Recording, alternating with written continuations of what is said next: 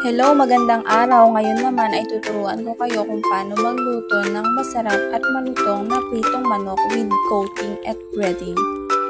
Yan, kung nakikita nyo, ihanda natin ang mga breading. Unahin muna natin yung pang-coat. Yan, buksan natin. Ilagay sa mangkok. Yan, ganyan.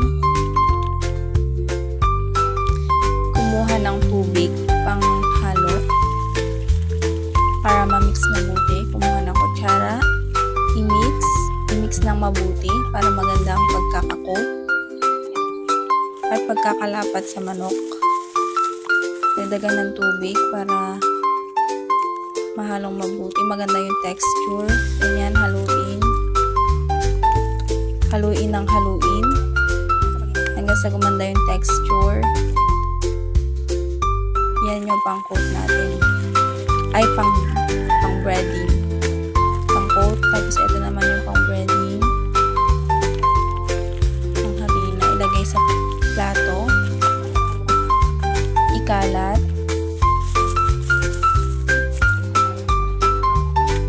Yan. Tapos, i-coat na natin yung manok. Tapos, i-coat lang natin lahat. Tapos, ilagay doon sa pang breading niya para mabalot ng mabuti.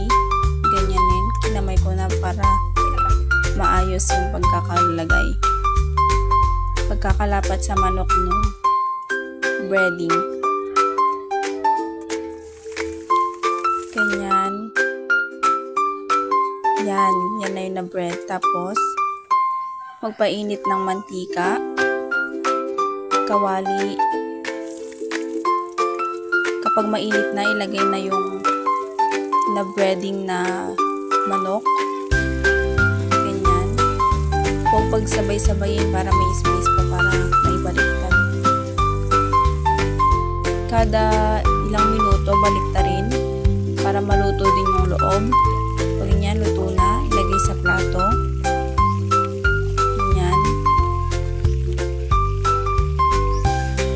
Baliktarin yung mga hindi pa ganong luto, ibalik.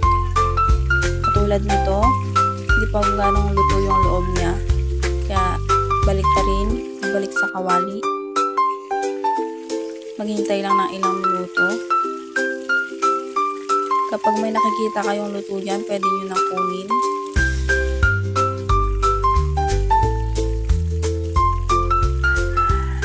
Tignan mabuti para masarap kung naluto ba ito or hindi. Pag hindi pa luto, lutuin mabuti. Maghintay ng ilang minuto. Kapag luto na, tulad niyan, pwede nang ilagay sa plato.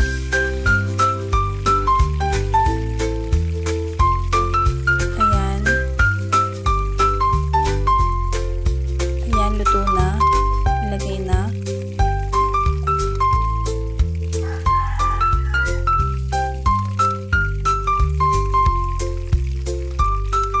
Ilagay lahat ng naluto para hindi masunog.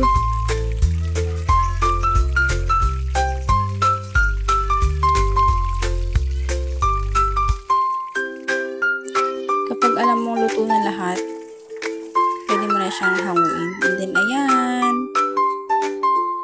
Masarap at malutong na fried chicken. Pwede nang kainin. Subukan nyo rin para matry nyo.